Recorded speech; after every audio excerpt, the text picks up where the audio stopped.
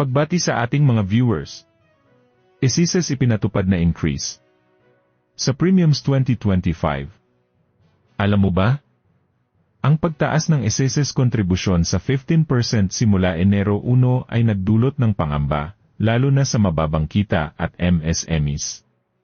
Ayon kay John Paulo Rivera ng PIDS, mababawasan ang disposable income ng mga empleyado, na maaaring makaapekto sa gastusin ng mga pamilya sa pangunahing pangangailangan.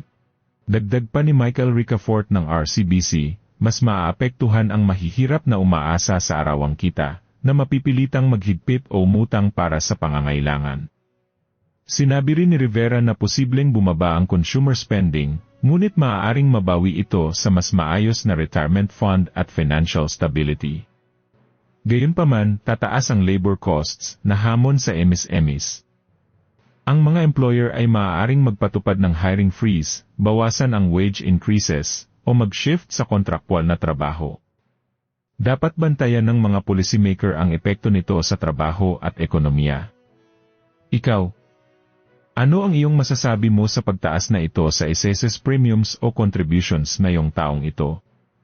Muli, ito ang Senyor Balita naghahatid sa inyo ng makabuluhang balita at totoong impormasyon.